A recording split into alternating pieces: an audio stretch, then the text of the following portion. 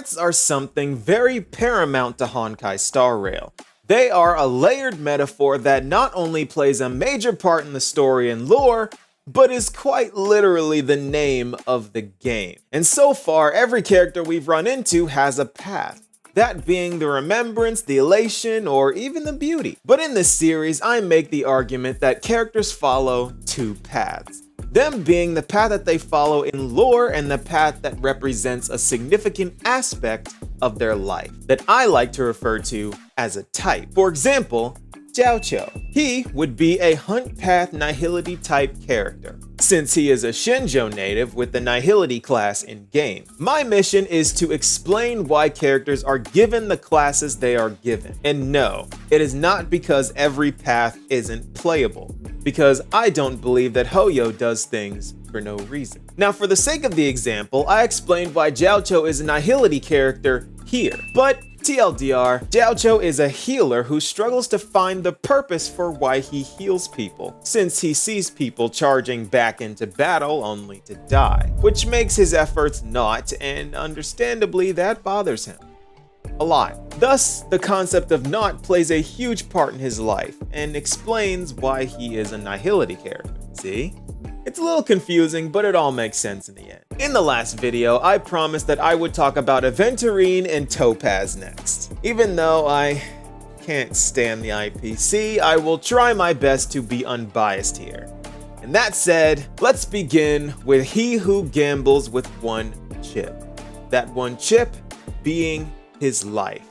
Aventurine. As we know, the IPC members are all loyal followers of the Aeon of the Preservation, and the 10 Stone Hearts are even more devout. But how does Aventurine's life reflect the theme of preservation? Well, let's look into one of the saddest backstories in this entire game. Aventurine, or Kakavasha, was born on a planet called Sigonia IV.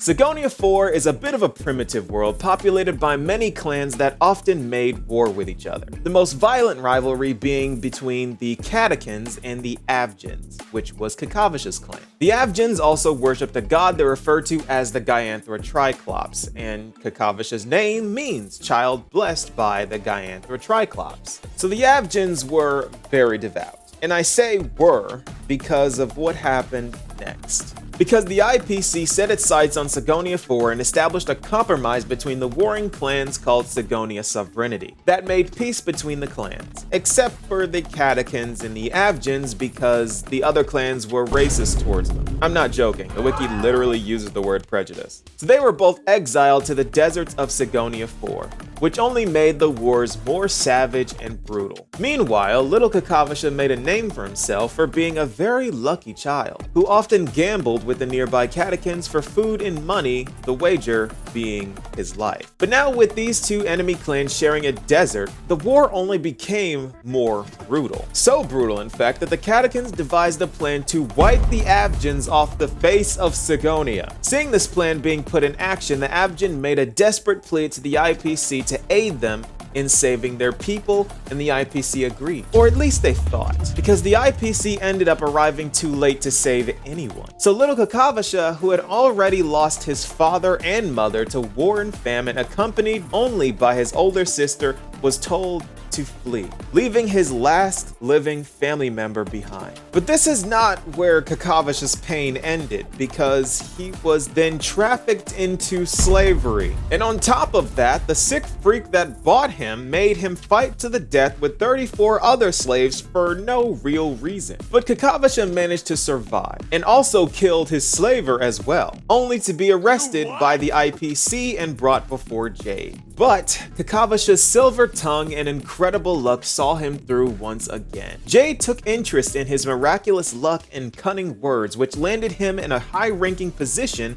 with the IPC at the drop of a hat, only so that they could profit off of his reckless all-in gambles and reap the profits, of course. And just like that, Kakavasha became Aventurine. So not only is the IPC responsible for his clan being banished to the desert, but they also let his family die to the Catechins and now seek to profit off of the one thing he has left: his name and his blessing.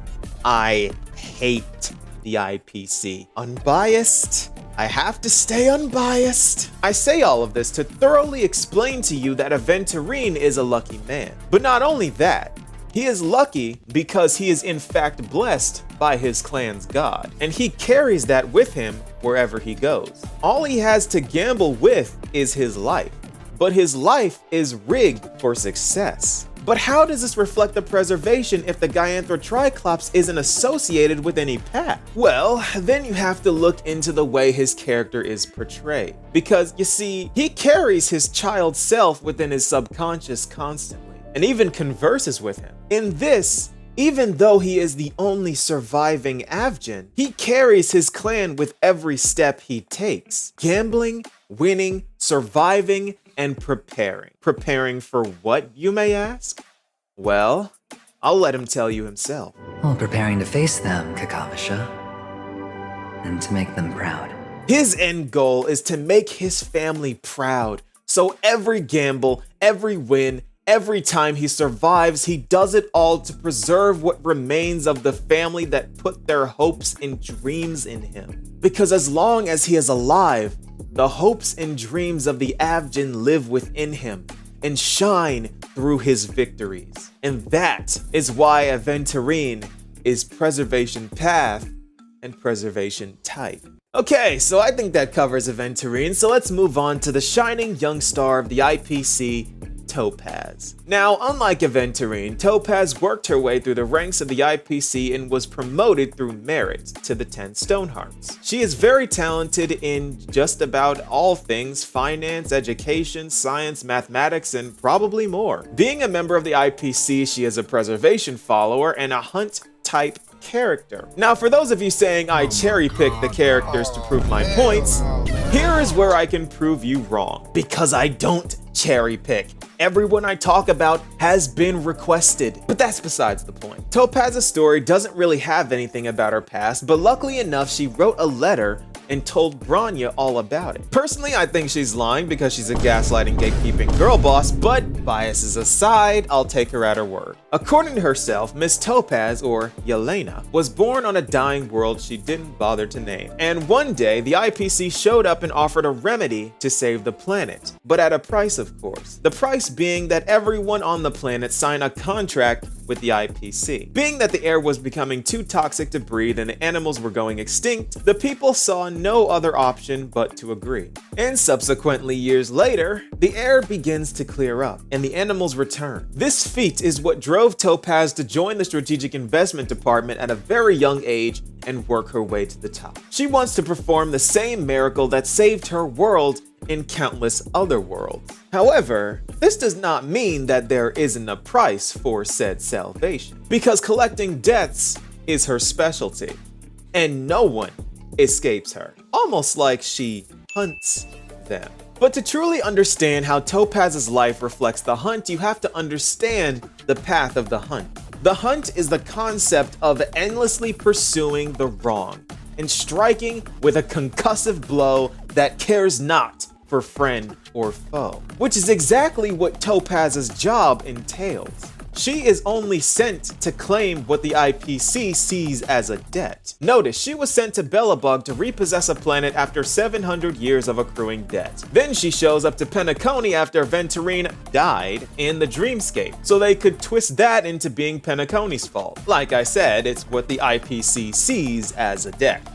And just like the hunt, she is relentless. She used source code to turn Belobog's mechs against the Silvermane guards and threatens Farog into helping her. She did this to the people she still sees as her friends. And she would do it all again. This is not even a stretch when I say that she pursues people across galaxies to pursue those who wrong the IPC and strikes on their behalf, be it friend or foe. She is the IPC's arrow, and whenever someone doesn't pay, they shoot her off into the cosmos to deal with it. Preservation, hunt.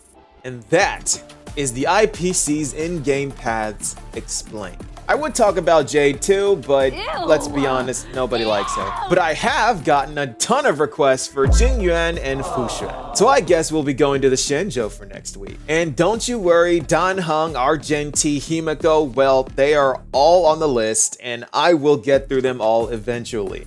Just let me cook. In the meantime, feel free to watch the other videos I've made on characters that should be on a playlist by now. And once again, I am so happy you guys are enjoying this series because I love breaking down these characters to find out why they are the way they are. But what do you guys think? Be sure to let me know, and I'll see you all in the next video. Peace out.